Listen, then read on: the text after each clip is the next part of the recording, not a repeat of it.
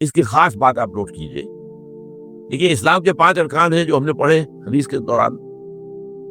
ایک کا تعلق عقیدے سے، کلمہ شہادت، 4 عبادات ہیں، نماز، روزہ، حج اور زکوٰۃ. ان میں ایک فرق یہ ہے کہ 2 عبادتیں وہ ہے کہ جو ہر مسلمان کو فرض ہے، پیسے والا ہو، بھوکا ہو، خلاش ہو. نماز تو پڑھنی ہے، روزہ تو رکھنا ہی رکھنا ہے. البتہ 2 وہ ہے جو صاحب ثروت لوگ. اگر آپ صاحب نصاب ہیں تو زکوٰۃ دیں گے، ورنہ تو نہیں. اور یہ کہ حج بھی آپ کریں گے اگر آپ کے اندر استطاعت ہے کہ آپ اپنی غیر حاضری کے وقت کے لیے بھی اپنے گھر والوں کے پاس چھوڑ کر جائیں ان کے لیے نہ نفنے کے لیے، تب وہ فرض ہوگا، ورنہ فرض نہیں. ایک اعتبار سے کیا ہے کہ نماز اور زکوٰۃ کا تو بے پناہ ذکر ہے، بار بار ہے، بار بار ہے، بار بار ہے، بار بار ہے.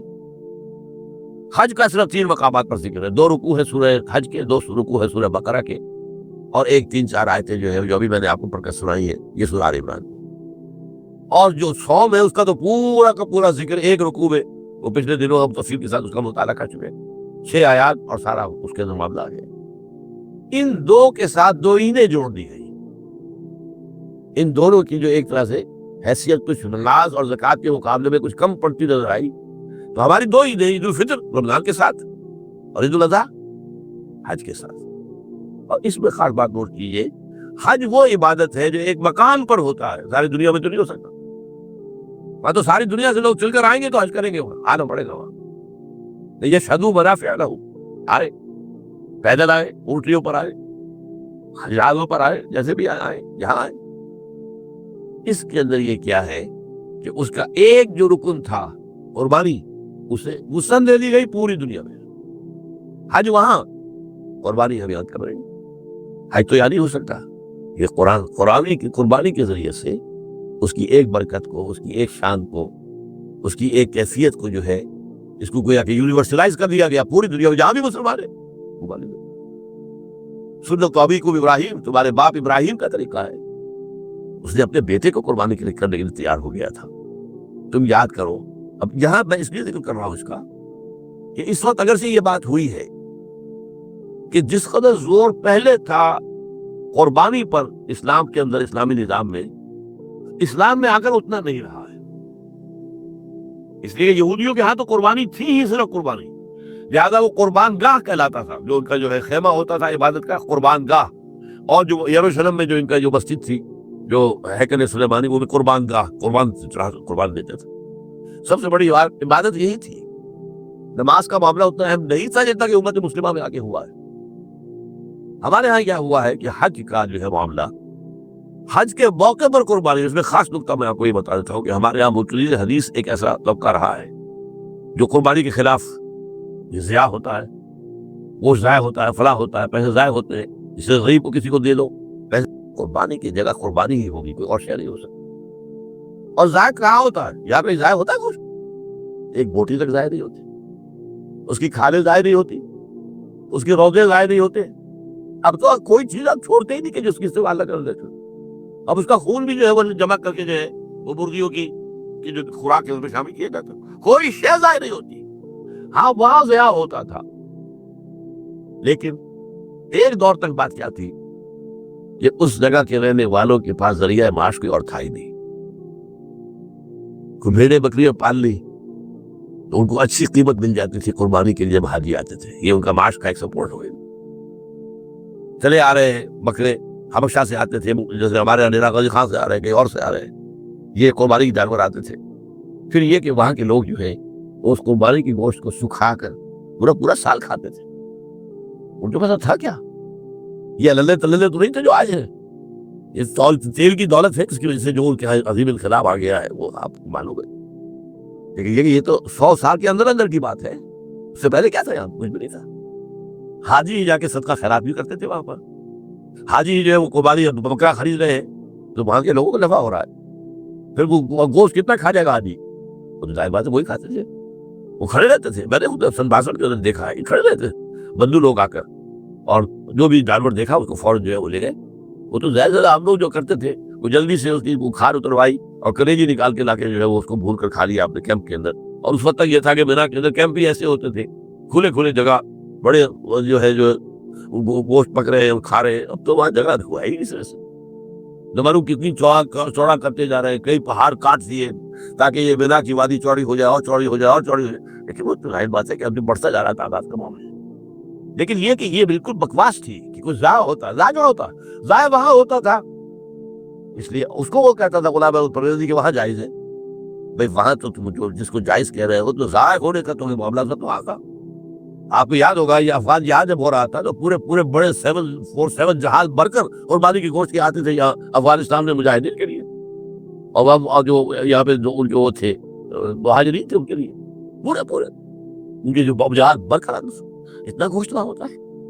یہ شاعر اللہ میں سے وَالْبُدُنَ جَعَلْنَاهَا لَكُم مِّن شَعَائِرِ اللَّهِ لَكُمْ فِيهَا خَيْرٌ فاذكروا اسم الله عليها صواف فإذا وجبت جنوبها فكلوا منها وأطعموا القانع والمعتر. یہ جو قربانی کے اونٹ ہے وہاں تو قربانی کے زیادہ اونٹ ہوتے تھے حضور کے زمانے میں, تو اللہ کے شاعر میں سے. کعبہ اللہ کا شاعرہ ہے, ان الصفا والمروہ من شعائر اللہ. تو اسی طرح قربانی کے جانور بھی شاعر اللہ میں سے اللہ کے نام پر ان کے گلوں میں پٹکا باندھ دیا جاتا تھا. یہ جو ہے کہ یہ اللہ کا نہیں ہے, بیت اللہ کا ہدیہ ہے, وہاں جا رہے ہیں. یہ بھی اللہ تعالیٰ کے شاعر میں سے ہے. تو یہ عید الاضحیٰ جو ہے ایک بات یہ بڑی پیاری ہے, اس کی طرف توجہ دلا رہا ہوں کہ اس دین کا ذرا دیکھیے مزاج. 2 سالانہ عید ہے. یہ ہوتا کیا اس میں کوئی کھیل ہوتے ہیں, کوئی ڈرامے ہوتے ہیں, کوئی کیا ہوتا ہے, کچھ نہیں. 2 رکعت نماز, جاتے آتے تکبیرات, کبر ہو تکبیرہ وَلِتُكَبِّرُوا اللَّهَ عَلَىٰ مَا هَدَاكُمْ. یہ یہاں بھی آیا ہے, سورہ بقرہ میں بھی آیا. تو یہ سارا معاملہ جو ہے 2 رکعت نماز, آپ نے اجلے کپڑے پہنے, نہائے دھوئے, گئے, نماز پڑھی, 2 رکعت خطبہ سن رہا ہے. یہ عید ہے. کوئی یہاں پر کوئی جو ہے وہ ہنگامہ نہیں, کوئی جشن نہیں, کوئی گانے بجانے نہیں, کچھ بھی نہیں. یہ سادگی, اللہ کی تکبیر, اللہ کا حمد. بعد 2 رکعتیں بھی ہے تو 6 اضافی تکبیرات کے ساتھ ہے. 2 رکعتوں میں جو تکبیرات ہوتی ہیں آپ کی تو عام طور پر تو ایک ہی تکبیر ہے نا, یا پھر اہل حدیث حضرات جو ہے وہ تکبیریں, بہت اہل حدیث کے 12 تکبیرات ہیں اضافی عیدین کے لیے. بہرحال یہ عید الاضحیٰ جو ہے یہ ہمارے اندر اس روح قربانی کو باقی رکھنے کے لیے ہے. ہوا کیا ہے اس 1400 سال میں بدقسمتی سے, ایک طرف تو شکر ادا کیجئے کہ کم سے کم دین کا ڈھانچہ برقرار ہے. حج ہو رہا ہے, 30 لاکھ آدمی حج کر رہے ہیں, عمرہ ہو رہا ہے, لاکھوں آدمی عمرہ کر رہے ہیں. یہاں ہمارے یہاں 25,000 کا شہر اعتکاف آباد ہو جاتا. چلیے اسلام کا ڈھانچہ تو کچھ نہ کچھ ہے نا, روح نہیں ہے. نماز, روزہ, قربانی و حج یہ سب باقی ہے, تو باقی نہیں ہے.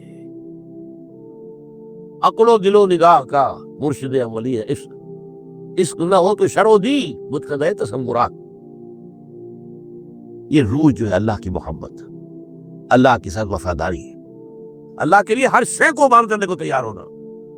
ان صلاتی و نسکی و محیای و مماتی للہ رب العالمین.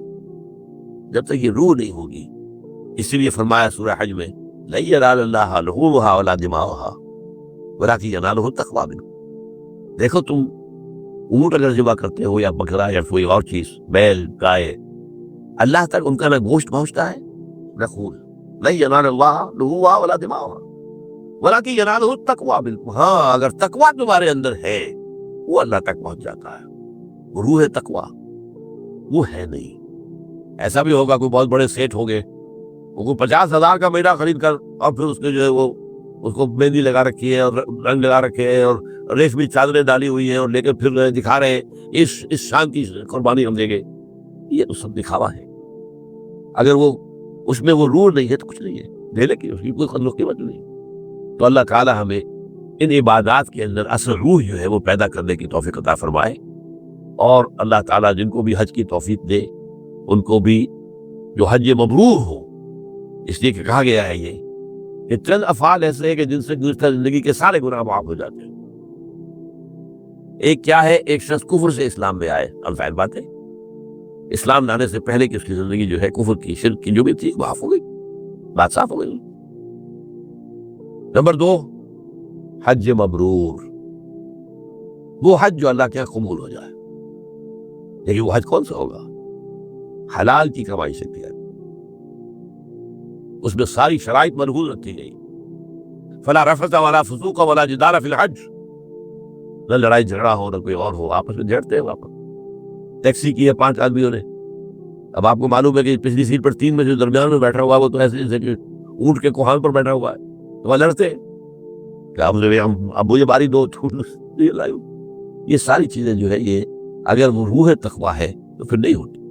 آپ اپنے بھائی کو اپنے اوپر ترجیح دیجیے اور اس میں اپنی اصلاح کیجیے، آپ اپنے لیے اللہ تعالیٰ کے یہاں اجر و ثواب زیادہ بنا لیں. تو اس حوالے سے حج کو کہا گیا حج مبرور، کہ کوئی شخص جو ہے اگر حج ایسا کر لے، ایسا پاک و صاف، تو وہ پھر ایسے ہو کر آتا ہے کہ جیسے کہ اس نے ابھی وہ اس کی ولادت ہوئی ہے، اس کا پچھلا پوری زندگی کا حساب کتاب صاف ہو جاتا ہے.